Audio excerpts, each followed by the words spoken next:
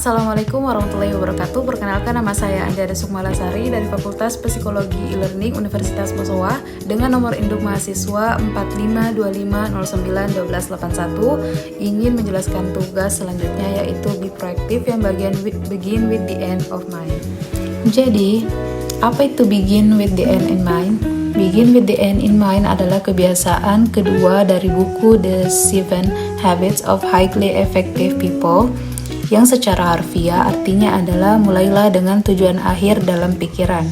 Stephen Covey menjelaskan bahwa kebiasaan ini mengajak kita untuk memulai setiap tindakan, keputusan, dan langkah hidup dengan gambaran jelas tentang hasil akhir yang ingin kita capai.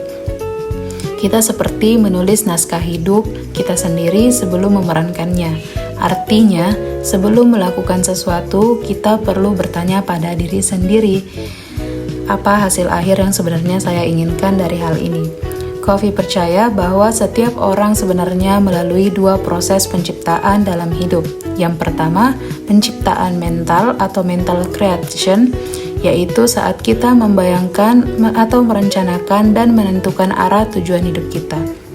Yang kedua, penciptaan fisik atau physical creation, yaitu saat kita benar-benar mewujudkan hal itu melalui tindakan nyata. Contohnya, ketika seorang arsitek membangun rumah, ia tidak langsung membangun begitu saja.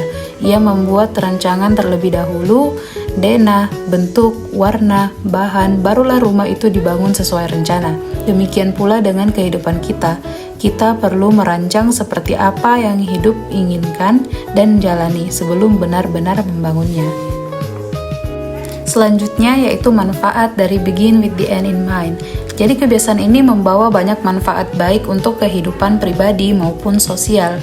Jadi berikut beberapa di antaranya, yaitu yang pertama, memiliki arah dan tujuan hidup yang jelas. Jadi tanpa tujuan yang jelas, kita seperti perahu tanpa kompas. Bisa saja berlayar jauh tapi tidak tahu kemana arah yang benar. Dengan begini, begin with the end in mind, kita selalu tahu kemana harus menuju, apa prioritas kita, dan apa yang tidak perlu dilakukan. Yang kedua, meningkatkan efektivitas dan produktivitas. Orang yang punya gambaran jelas tentang hasil akhir tidak mudah tergoda untuk melakukan hal-hal yang tidak penting. Ia bisa memfokuskan energi dan waktunya pada hal-hal yang benar-benar mendekatkannya ke tujuan. Yang ketiga, membantu pengambilan keputusan. Ketika kita tahu tujuan akhir kita, maka setiap keputusan bisa disesuaikan dengan arah itu. Misalnya, jika tujuanmu adalah menjadi tenaga kesehatan yang beretika dan profesional, maka kamu akan memilih jalan pendidikan, pertemanan, dan kebiasaan yang mendukung nilai itu. Nah, yang selanjutnya, memberi motivasi dan arti hidup. Tujuan akhir membuat kita tidak mudah menyerah. Saat lelah, kita bisa mengingat kembali mengapa kita memulai. Selain itu, hidup jadi lebih bermakna karena setiap langkah terasa punya alasan.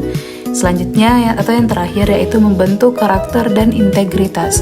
Dengan mengetahui nilai dan prinsip yang kita pegang teguh sejak awal, kita tidak mudah goyah oleh tekanan atau pengaruh luar. Kita hidup sesuai kompas moral yang telah kita tentukan sendiri.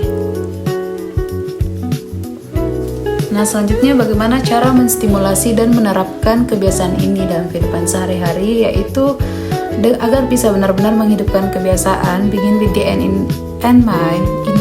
Covey menyarankan beberapa cara praktis untuk menstimulasi kebiasaan ini. Yang pertama yaitu membuat personal mission statement, yaitu pernyataan misi pribadi. Ini seperti pedoman hidup, kalimat yang menggambarkan siapa kamu, apa yang kamu yakini, dan kemana kamu ingin menuju.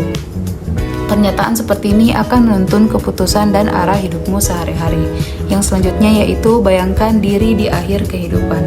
Covey menyarankan latihan reflektif atau membayangkan kamu sedang berada di pemakamanmu sendiri dan mendengar orang-orang yang kamu kenal berbicara tentangmu. Jawaban dari latihan ini akan membantu dirimu sendiri memahami nilai-nilai dan tujuan hidup terdalam. Selanjutnya yaitu menetapkan tujuan hidup secara spesifik. Gunakan prinsip SMART goals, specific, measurable, achievable, relevant, time bound. Contohnya seperti bukan hanya saya ingin sukses, tapi saya ingin menjadi seorang yang profesional dalam 5 tahun, dan lain-lain.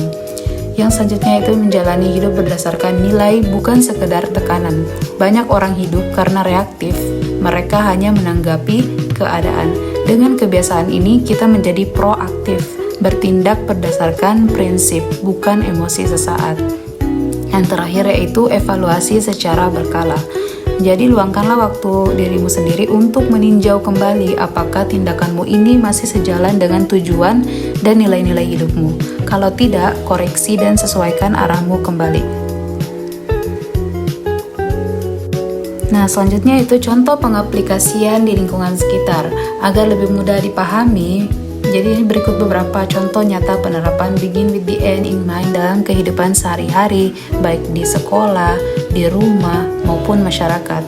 Contohnya di sekolah itu seperti seorang siswa yang menerapkan kebiasaan ini, tidak hanya belajar untuk lulus ujian, tapi belajar karena ia ingin tahu tujuan akhirnya, ingin memiliki pengetahuan untuk karir impian atau masa depan yang bermanfaat. Nah, selanjutnya itu di lingkungan keluarga. Orang tua bisa menerapkan kebiasaan ini dengan mendidik anak berdasarkan nilai yang ingin mereka tanamkan. Misalnya, nilai kejujuran, kasih sayang, atau tanggung jawab. Mereka tidak hanya menyuruh anak berbuat baik, tapi mencontohkan perilaku yang sejalan dengan visi keluarga.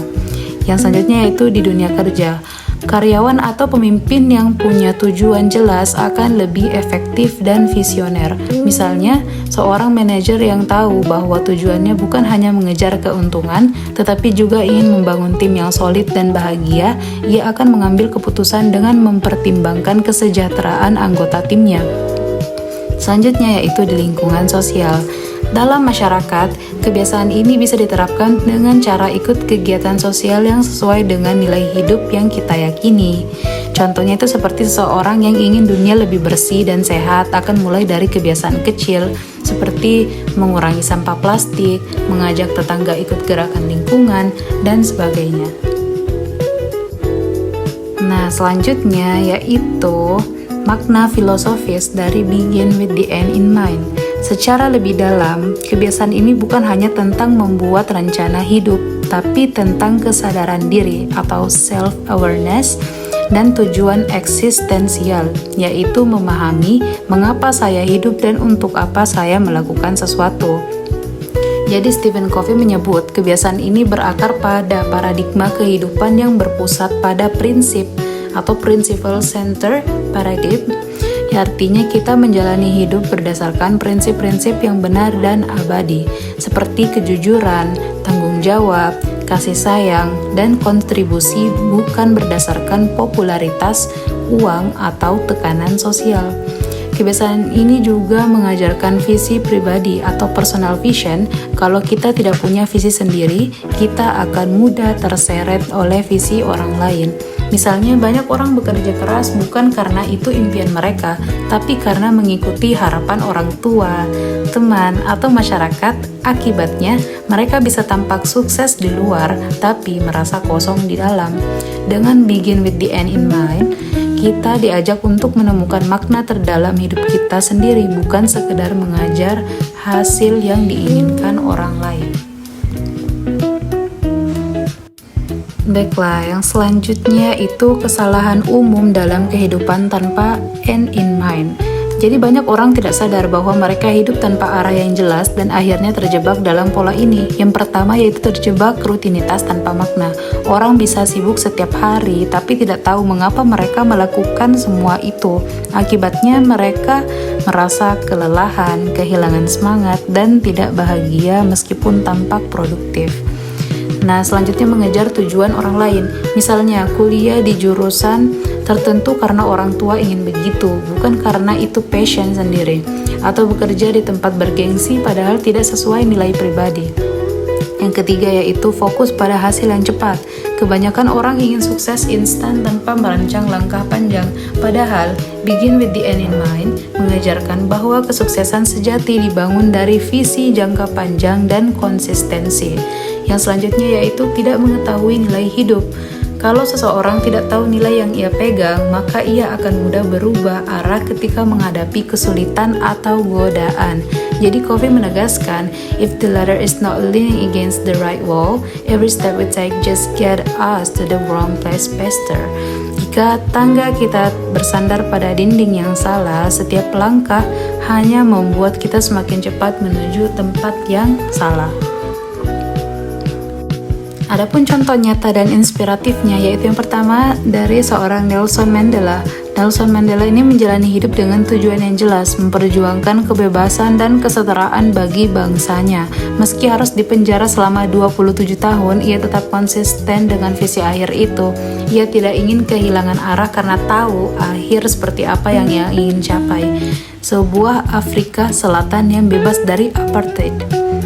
Nah, selanjutnya yaitu Steve Jobs. Dalam pidatonya di Stanford, Jobs berkata, "You've got to find what you love." Ia selalu memulai pekerjaannya dengan gambaran akhir yang jelas, menciptakan produk yang bukan hanya berfungsi, tapi menginspirasi dan mengubah dunia. Hasilnya, Apple menjadi simbol inovasi global. Yang selanjutnya yaitu mahasiswa atau pelajar. Seorang pelajar yang menerapkan prinsip ini tahu bahwa tujuan akhirnya bukan hanya nilai yang bagus, tetapi menjadi pribadi yang berilmu, mandiri, dan bermanfaat. Ia akan belajar dengan semangat dan konsistensi, bukan karena paksaan. Yang terakhir yaitu kehidupan sehari-hari. Contoh sederhananya yaitu seseorang yang ingin hidup sehat dan panjang umur. Maka ia harus memulai dari kebiasaan kecil seperti makan bergizi, berolahraga, tidur cukup, semua yang diarahkan untuk mencapai end yang ia bayangkan, yaitu hidup berkualitas sampai tua. Nah, apa hubungannya dengan kebiasaan pertama? Yaitu dalam buku The 7 Habits of Highly Effective People, Covey menjelaskan bahwa setiap kebiasaan itu saling berhubungan.